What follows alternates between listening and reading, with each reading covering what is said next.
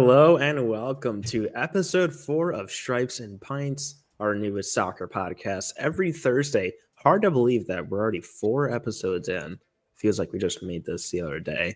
But if you are just joining us for the first time, we are covering the Serie A title race as the season concludes. We also do some other soccer talk, whether it's Champions League or international stuff, whatever it is, we talk about it and we do it in a span of about 30 minutes. So it's very, very straight on, right to the point. I will say before we start, it is raining where we are. So if we hear any loud booms or see any flashes, we're in a thunderstorm right now. So I really hope everything stays intact. So we're going to start off, first off, our Serie A title race. Now, when we covered this last week, Atalanta was 6 points behind Milan. I should say Inter in this case. But they actually lost this past weekend to Fiorentina, 1-0. And Inter won 2-1 against Udinese. So now Inter 9 points clear, but you see Napoli right behind them, just 3 points behind. Yeah, I mean, it kind of sets up, it does take Atalanta right out of the race, as you've told me. But I do think, we kind of assumed it was going to come down to Inter and Napoli, and yeah, I caught myself there. If Inter can handle this next month, I think that is really what this is going to come down to. It is kind of funny though. Inter and Napoli pretty much played the exact same game. They both went up 2-0 and just kind of coasted from there and gave up a late goal. But yeah, for Atalanta, they kind of fall down now. And now it honestly creates what should be an interesting, race for the Champions League between, Atalanta, Bologna, and Juventus. Yeah, and you mentioned Inter's schedule going forward. This was a talking point we had last week about good teams going deep into European play and also playing in their domestic cup. On top of league play can be kind of chaotic. So after the league game against Udinese, they drew in the Coppa Italia 1-1 to the rival AC Milan. They play Parma next Saturday, and then Champions League starts up on Tuesday the 8th. They have an away game in Munich against Bayern, and what should be a fairly decent game, we believe. We just have different winners. I have Bayern, you have Inter. Is that correct? Yeah, I mean, I definitely think that should be the most exciting game there. I mean, any of these games, these are 8 very good teams. So, if any of them end up being amazing, it wouldn't be overly surprising. But that one, and us, having different pickers kind of shows it that those are 2 very good teams. But everything else in our brackets are alike. That's the only thing we have different. You can check that out in the last episode. So that is it for our Serie A title race recap. We're now going to go forward to general soccer play because, as we mentioned, we are just getting back from international break. So things are still kind of slow and, starting to get into gears in our final stretch. But a lot of interesting things happened in Spain in the Copa del Rey. And what was 2 amazing games and really 2 amazing fixtures that went down to the wire. You have Real Madrid and Sociedad dueling it out at the Bernabeu going 4-4. Madrid advances 5-4 on aggregate. And then Barcelona beats Atleti 1-0. So now we have a El Clasico in another final this year. It happened in the Supercopa de España back a couple months ago. Now these 2 teams will meet again in the Copa del Rey. I mean, it kind of shows what we're thinking, when we made our Champions League predictions. That was our final. We both picked a Clasico for the final. And I think these 2 teams are playing very consistent. They are both consistently playing at their top of the game. I mean, getting to the final of both of your country's cups is quite, I mean, that's impressive, right? While maintaining, you're still in the Champions League and you're still at the top of the table. It's really impressive. And it's kind of funny. I mean, these 2 teams playing pretty much the opposite ties of each other, but both ending up being great 5-4 finishes. Yeah, that's something too. Both of them were 5-4 in aggregate. It was basically flipped because the first game, it was in Barcelona against Atleti. It was 4-4. Then they go 1-0. Vice versa here. It was 1-0 at Sociedad and then 4-4 at the Bernabeu. So kind of some deja vu right there. But it brings up a lot of interesting points between these 2 teams because they're going to be very, very familiar with each other going forward. As I mentioned, they played each other in the Supercopa España in which Barca thrashed Madrid 5-2. They're gonna meet in the Copa del Rey. You mentioned it. Barcelona 3 points clear of Madrid right now, and we think they're gonna see each other in the Champions League. I mean, what if they play each other 5 times in the calendar year? That could be amazing for us to get to witness. And I guess to me at least, the big difference I think you notice with these two teams, and is I think Barcelona's defense is definitely a little bit stronger. I think you saw now. Obviously, I'm saying this after Barcelona gave up 4 to Atletico in the first tie of this, right, in the first game, but. Barcelona scored early and they were just pretty much able to hold on from there. And I think that's an ability that they have maybe at a little bit of a higher level. And, I think that's where we all know Madrid's money is going in the summer. You get a big one? So that's what we're talking about. I'm going to assume that was lightning because I didn't hear any thunder really. Okay. I heard no noise. I don't. I guess. Okay, so I'm gonna let you continue with your point.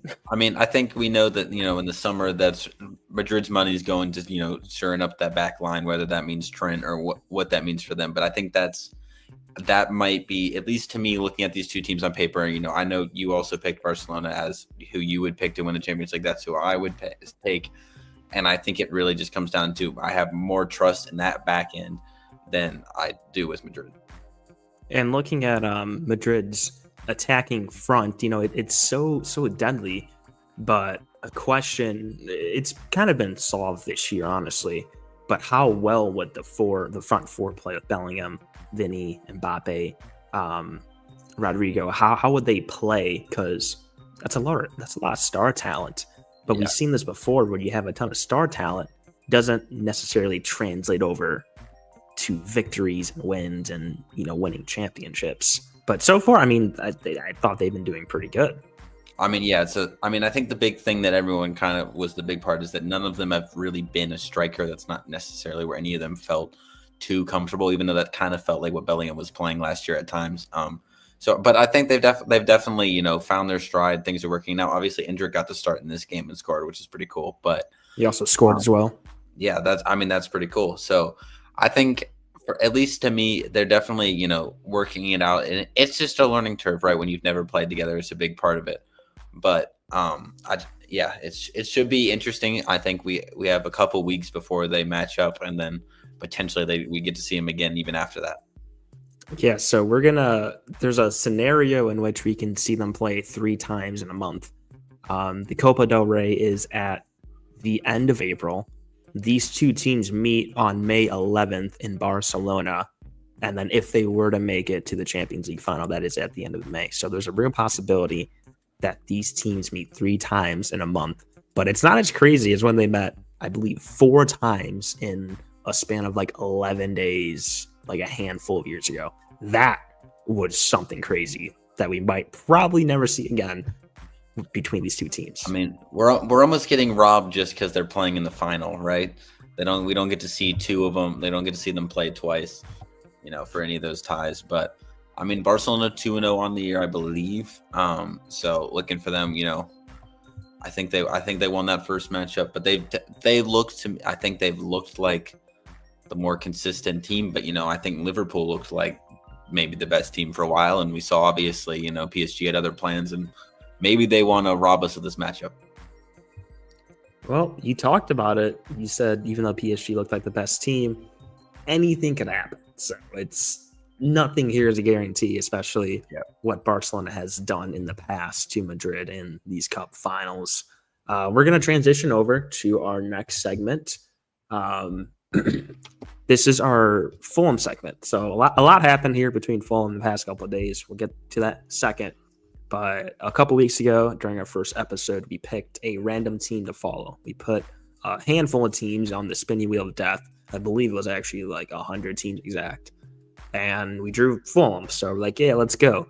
We had a big game Saturday morning, 8:15 a.m., right? And a lot of hype going into this game against Crystal Palace. Home game, FA Cup quarterfinal. I mean, hey, some things are tough. And this was one of them. This Yeah. was one of them. I mean, that storyline definitely doesn't do the game justice. I think, I mean, for large portions of the game, I do think Fulham was the better team, but at some point you got to finish in the final third, and Palace had no struggles doing that. So, well, and then on top of that, it was also reported that Tottenham was looking at Marco Silva, the manager of Fulham, to be their next coach. Which, if that were to happen, I don't know how I would react because I'm also a Tottenham fan. Yeah, it's mixed but emotions. We're falling there. Fulham. Yeah, exactly, mixed emotions. But they said for Tottenham that Silva is not their top option. I believe he's like the third one. They're trying to get, two other people, but Silva is the third candidate. On top of that, I had an interaction with my professor, which I showed you this, I believe, when I saw you on Friday. So my professor loves soccer. We talked about it before class on this day, and when he grades it, he always comments, and he put up the Palace. Up the Palace is the term, for Crystal Palace. I sent back, I think it'll be a close game, but I got Fulham, professor. I got Fulham, and what did we get? We did not have Fulham. We were not there. Fulham did not get it done, unfortunately. Honestly, I was shocked. I don't think I've ever met a Crystal Palace fan. Like, that was honestly just so random to me for him to be a fan. He's a fan because he loves their fans, if that makes sense. Okay. Let me explain.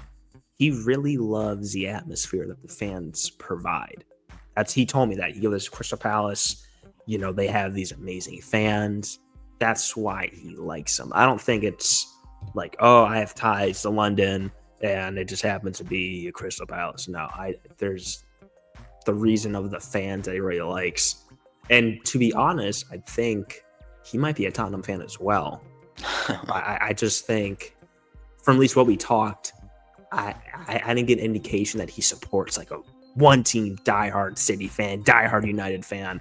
I think he just likes watching it from like a general basis, like a casual fan, like how kind of I do. Like if Tottenham loses, I'm like, oh, okay, it's not like I'm there right now, Yeah, that too. I'm very used to it, and congratulations. It's not the end of the world the same way it is if you're watching, from England. It's kind of those games are really everything over there. For us, it's like, well, we lost, all right. Yeah. Oh, the Guardians play. I'll turn that on. Like you just get a switch real quick. Well, that's pretty rough in baseball. The entire AL Central is 2-4 at the moment, but I thought the White Sox were going to last in first place. I really believed in them. Crazy things are happening in the world, just like Fulham's death stretch. So not only that, they lost to Arsenal 2-1. So next up on Sunday, home game against Liverpool. You go play Bournemouth. Then you have Chelsea right after. So Fulham, this is a very, very tough stretch. And looking at the table, it was pretty light, it was pretty light between the ranges of like the 4th, 5th ranked team through like 9th. So as we look right now, Fulham 9th, 45 points. Man City, they are 5th with 51. So from 9th to 4th, Chelsea's 4th with the win against Tottenham today. There's a 7-point gap. Make it 8 between 4th and 10th, actually. So very tight. Anything can happen if we can get that top 4 placement or top 5 playing for Europa. Get some action. I mean, it's anything can happen, but when you're already needing to move up to get yourself into that position, right? And you have to go into a stretch of Liverpool, Bournemouth, Chelsea, Villa, is kind of putting yourself. And I mean, the worst part of that maybe even is that you get the 2 best of those teams at home, right? And then you get Bournemouth and Villa, who are maybe the lower level teams you feel better about. But guess what? You get those on the road. So it's kind of a tough stretch. You hope if you can win one of those, hopefully, but get a draw or something. It's so weird for me to be like, get a draw in one of those. That's just not how my get a draw, baby. Come on. It's a very different for it, but it's any points are good points. Moving forward, the points do stack up. Now we're going to transition over to our final segment. When, if you're unfamiliar, we always do something fun towards the end. So last week we did a Sporkle on the Premier League winners from 2000. And now we're going to do the UEFA Champions League winners from 2000. So I'm going to share my screen. And let's hope that we do this one correctly this time. Last time we had some trouble. So Is it just the to same know, one? this is it's the same style. Okay. That's what you're asking. So, like I said, we're not diehard soccer fans, right? Yeah. We're just casual fans. So I don't know how we'll do, but I'm sure we'll find something. This is a learning experience, you know. Yeah. This is a learning experience. So the problem is that we have to start with the like hard ones, like when we're actually submitting. I think it's broken. It won't let me put Madrid in. It's already rigged. Look at this, man. It's decided Milan won night. Milan won that okay. year. You don't know what to say. Yeah. Okay, we're gonna try this again. Let's see if it works. There we go. Okay. So City. These ones would be very easy. Yeah. Yeah. Madrid, Chelsea, they won in 2021. Bayern won in 2020. Wait. Yeah. 2020. Liverpool won 2019. The 3P. Madrid 3P. Yeah. MSN, put them here.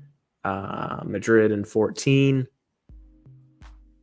This is where we're getting to actually having to look at it. We're gonna lock all these in. Okay. Let's see. I'm Just double checking. I'm trying to remember. Like I should know whenever Chelsea wins. I'm just around it enough. Let me see. Okay. Well, since I'm a Tottenham fan, I don't got to worry about much. I know that this Porto is 2004. We can lock that in. That's a real random one. Wow. Liverpool 2005. Lock that in. Because Jose Mourinho led Porto in 2004, and that was the year I was born, so it kind of just sticks with me. Liverpool 2005. You always see it when Jamie Carragher is on Champions League Today. Always has that little graphic below him. 2005 UCL winner. Barca 2011. Mark that in. Left. I want to say the one in 2007 as well. But I won't do that. I feel like I don't think it's 7. Wait, how many? There's 2 Barcas left otherwise. I think it's closer. I think it's like 08 or 09. 2 Barcas. Closer to the other one. So this is where it gets tricky. Oh, Bayern is 2012. I know that for a fact. They beat Dortmund that year. Wait. Yeah, they beat Dortmund that year. It was in I believe it was at Wembley. There's another Chelsea in the 2010s. I know that. In 2013? I feel like it's earlier than that, but that's what's throwing me off. But if those 2 are right, then it has to be. Well, I'm confident. I know Bayern won one of these 2. Yeah. Very. This is the hard part, is because you remember it as a year, but you don't know which half of the year it is, because That's the thing. That's too. what I think I feel confident saying that 12 or 30, whichever one's not Bayern, I think it's Chelsea. But now the question is, do I remember which one was Bayern? Which year am I confident in? Yeah, I can't tell you for sure. I don't know. I'm gonna go. I think 2013's Bayern. Okay. I really do, because I believe this 2011 final was played at Wembley. There's no way they would host back-to-back finals at Wembley. That's good reasoning. Yeah. I just don't think that would happen. I know for a fact that they played Borussia Dortmund. I know that for a fact. I just don't want to get this Chelsea one wrong, because I feel like Mike's not going to let me hear the end of it. So I try and, this is where you're really, Well, Sir Alexander Ferguson, these years, I want to say he won 2007. That kind of rings a bell a little bit. 2007, Man United rings a bell. Okay. 2009, they lost, I think. They lost to Barca at some point, didn't they? They lost. That was 2011. Oh, okay. Where Messi didn't even warm up, and he still balled out. Did they lose to them twice or just once? I literally saw a video about this a few weeks ago, and I feel like they lost I them. I feel like they lost them twice, but I don't know. that does make sense. Did they win 2009 though? I don't. They won like because they have one. I feel like there's one in that area, and then I mean there's two left. Yeah, I think it's like 2008 or 2009. Those like What about 2008 sounds right in my head, 2008 Barca or but like 2008 that could Madrid? be technically it could be 08. Like that's just sound, but I don't know. In my head that sounds right, but it could be the other way. I'm really confused on these AC Milan's one. That's what I'm kind of. Yeah, like that's what. 2006 AC Milan just rings a bell though. Like Kaka, I think that just rings a bell, low key. Yeah. Oh, you know where the enter is? It's got to be early. Like Yeah, it's old. It's got to be one of these early ones. I'll tell you that for a fact. They got to be one of these early ones. We have 8 left. We're doing pretty good, and we still got 5 minutes. Okay, so we start like putting ones on the first to like guess them. Like, however you want to do it. I think this AC Milan one in 2006 makes sense. Okay, so I mean, we could just start with Madrid's and say they won in 2000. Wait. Hold on. Okay.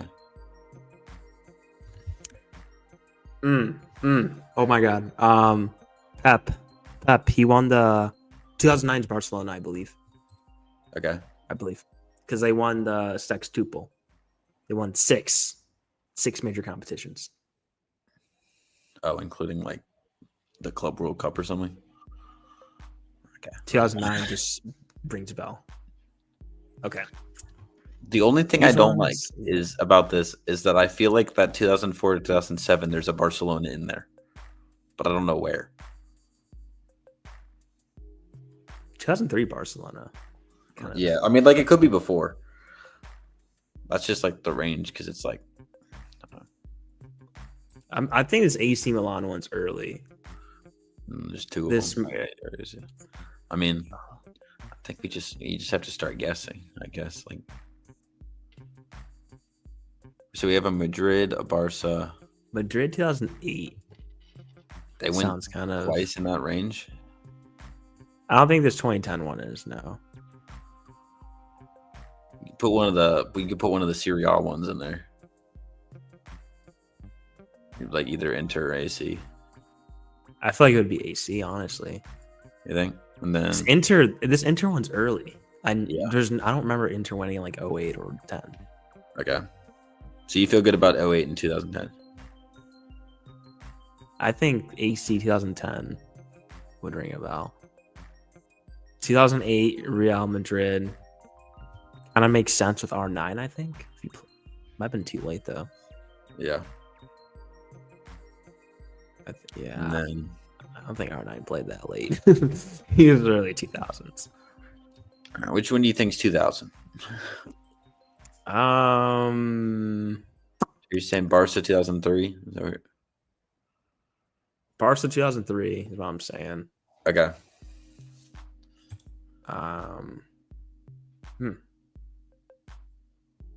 These ones will just be purely guess. I mean, yeah, let's put our odds are better to get Madrid right if we put them first. As in 2000? There's more Madrids. That's all I'm saying. There's more Madrid, so there's a higher chance that they won there. I see what you're saying, but we have 2 minutes. We gotta get guessing. I mean, I don't know which way to go. I think it's all they're all toss-ups here, in my opinion. Let's pick one and do it. Okay. Screw it. All right, remember, we got to go like this. Okay, so Inter's wrong. Switch Bayern, yeah. Whoa. Wait. Uh-oh. Come on. Uh-oh. Uh-oh. What? Wait.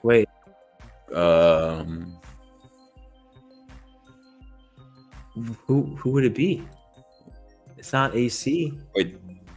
Do Oh, Barca? I'm trying to see. Uh, Put the other Madrid. it's gotta be Inter. Wait, where's the other Madrid at? In Oh, 2008.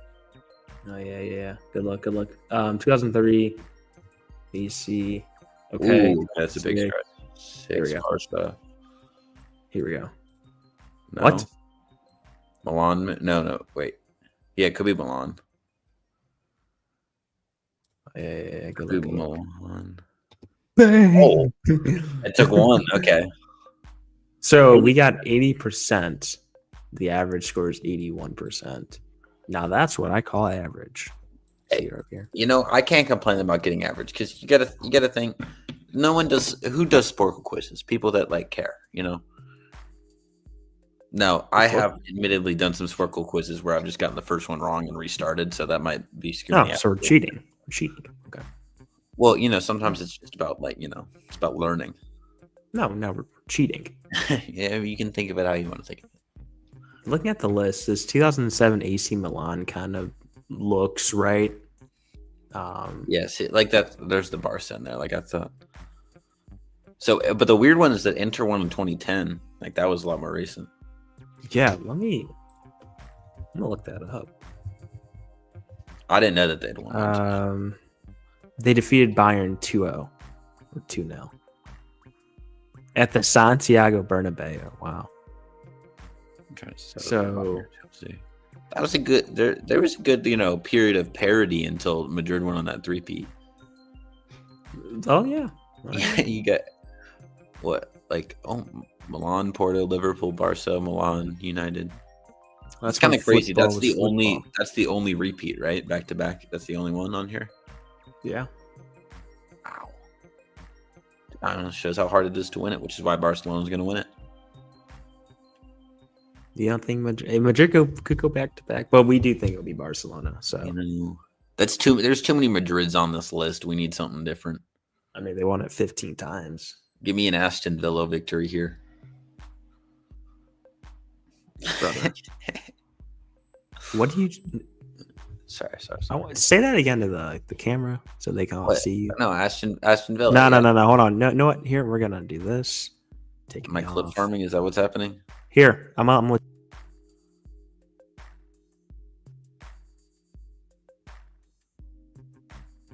Did he just disappear? Look, if we're being realistic here, Villa's going to lose quite easily. But that's not what you said. That's not what you said. But what if they didn't? What if they didn't lose? PSG, they're coming off the hot streak, right? They're feeling good. They just beat Liverpool. They haven't lost in forever. You must say Louisville. Yeah, Louisville. Yeah. They just, Villa walks in there and just, pounces early and, is able to hold on, right? Then you go in, Madrid's just looking ahead, thinking about their 5 matchups with Barcelona. Boom, not ready. And every time that I say this, it gets less and less believable in my own head. You're delusional. Well, it doesn't sound ridiculous for them to win one of those somehow. Well, yeah, but for them but to then say, let's see, Aston Villa have to make an excuse for 3 times, it becomes a little bit much. How many teams could you say you think are going to win and you wouldn't call ridiculous? Probably 6. Okay, so Villa's ridiculous, right? Dortmund, that's a little crazy. Is saying Arsenal almost crazy? Wait, this year? Yeah, this year. I think I meant in general. This year, not ridiculous. Barca, I'm not my fingers. Barca, Real, Bayern, Inter, PSG. I'm missing a team. Arsenal, that. I don't think it doesn't make sense to me, but I'll go 5. Yeah. I mean, I feel like I can't not include them just because I'm okay, I'm in, if I'm including Inter and PSG and Bayern, I'm okay, maybe Arsenal can win. But it seems but crazy. Inter's actually been to a final recently. It just feels crazy to rule out the Prem at this stage, That is true, but this isn't your Liverpool or your Man City. This is, respect Arsenal, but it's just You haven't seen it. Yeah, you haven't seen it recently, and they're kind of been the laughing stock recently as well. Then it's Aston Villa, the obvious underdog alongside Dortmund. So it's like, I mean, I think Madrid and Madrid, Bayern, and Barca are like the obvious ones, and then you could argue the other ones. I just think you have to include PSG just the way they're playing. I feel like PSG's the favorite right now. Really? Believe it or not, yeah. Wow, I didn't think plus 125. As of last week, they were the favorite. That's a terrible bet. That's just a surge and bets on PSG. I wouldn't feel very great about that one. Interesting. I did not think they'd be the favorite.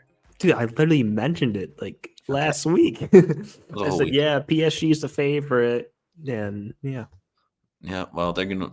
I mean, it'd be kind of cool to see them, to beat Mbappe. That'd be kind of cool.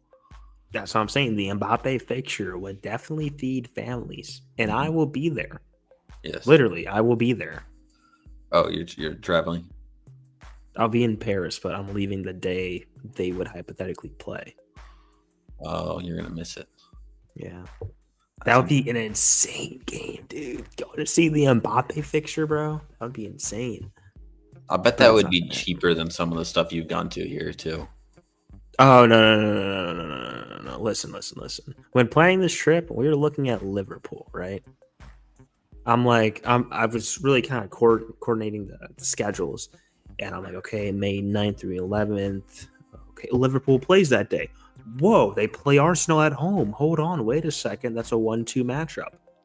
I go on, I think it was like seat pick or live football tickets, one or two, because it's all resale over there. Bro, $800 just to get in.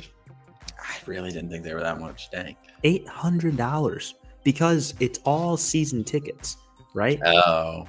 So, first off, for Liverpool, there's a 10-year wait on the season ticket list, and you have to pay a fee every single year to stay on that list. That's why they keep expanding Anfield, because they have all this demand because the team is so damn good. They need to expand the stadium. And since it's all season tickets, you know what that means? They're loyal. They're going to go to the game. So if they sell it, it's going to be, I'm not going to say scarce, but resell overseas is looked upon differently than resell here in America. Mm-hmm. That makes sense. It's betrayal. So that's why, like, if the game I'm trying to go to, if you look on the resale market right now, there are probably 6 or 7 listings on StubHub. That's insane. Yeah. So I think my takeaway is they just need another sport. They need something else to care about, man. They kind of do, but that's what makes it unique. Is because that's the only thing that they have, sports wise. That's popular. Sounds bad saying that, but that's what makes it unique. Is when you go to Europe, it's like, oh, soccer. Yeah, I'm gonna see a soccer game. I have to see a soccer game. It's like the whole thing. I'm just saying it'd be more fun for them if they had like something else to care about. Well, they do. It's just not as popular. Yeah. Like if you go to Ireland, you got Gaelic rugby. You go to France and other places, you got, basketball, Euro League, I believe. They do have sports. It's just, I guess they have cricket in England. It's like a big thing. They're more pointed at one sport, but they do have other options. Handball in Germany. Hey, just saying. Legend right here. He skipped his last practice. False. That's homework. But that's going to wrap it up from us. Episode 4 of Stripes and Pints. Becca Weswell, Christian McGon. Thank you for tuning in, and we will see you next week. Have a good night.